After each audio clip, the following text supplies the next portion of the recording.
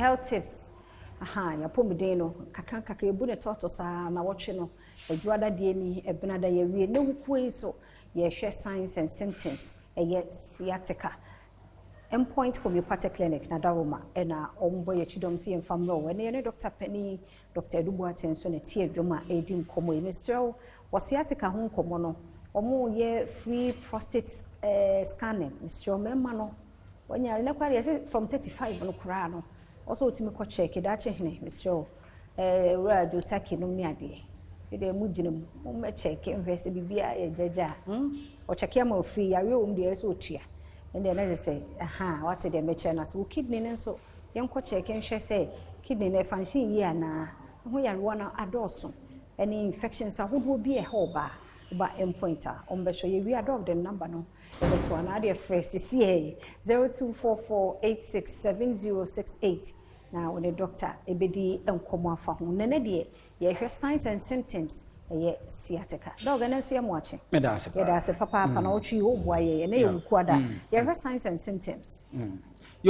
sciatica no say dem si kan ye no from the beginning no e kire say pains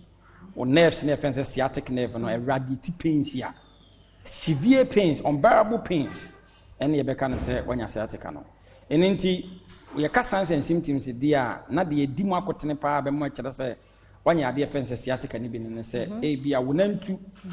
e twetwe wonantu wo na ye wonantu no usisi eba usisi no eba wo hips eba wo toase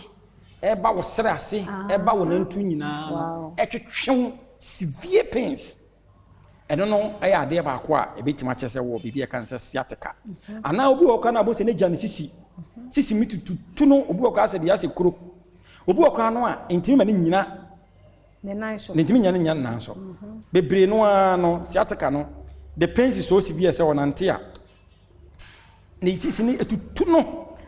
na e pain se pain de yeta nyenya bi na eba enika ma wo enka ye bi no wahu se metan nyenya pain bi me ko hospital just a back pain yes,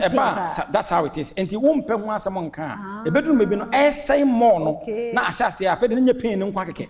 afa bedru mebi no na wanya heaviness ewo from usisi eko no bo se hona dudu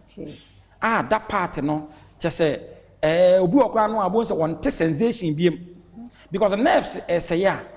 first of all no stages e be say with pains e bedun maybe na afa won ti pain bi na ho yodu e obi o and obi ntina obu ase kan timi twa nipa no wo hu se kan twa no that part of the nerves no e say ewu no e betima dum pepenso obi no na wa say ase wonya pulling pains ase de atwetwe ntini no ase ntini no ya som e na ya twetwe eno no e ya de ba ko a e bedun maybe no obi o wa na apart from saying no boss was asase onya tingling sensations tingling I say empane pins and little pins and the wo wo to ase usisi iti bebere kra no etimi wa hwe ya bebere no a etimi fro wo se me de me hu se makotua aduru bi so spiritual me sure so bi na ye me because I say me enso ko bebere no be ka just me cause of so say ade bi wo me de pins na gumi sisi mu and wo me trot science ni bi no etim ma unya burning sensations usisi no eba wo na se ne honam nyina no ni nyina no e hyehyew what I say obi timi nya movement na bibi ne nam ho movement in the body na honam ba bi no sisi no from sisi ni ko no abo se unya 6 part of the body no e sheki what I say ho fem we mu nyina no e ya ade a na be kire se ade offense sciatica no yes wo ye enya bi manam ye fancy ha no hu se doso ti nyambo no mo frɛ wa na ya kire mu wo no ma ene na number atiefo no obi pese o frɛ endpoint to me particularly ye free scanning for my wo a pese mo check ya wo mema e pese check mo prostate na kidney labs no keke ene nipa na betua number no ye 0244 86 70 68 0244 86 70 68 an endpoint number no yeah that's tinyam boa wo china ye behwe Ochenya boy betimi ahwe kwan a how can it be treated?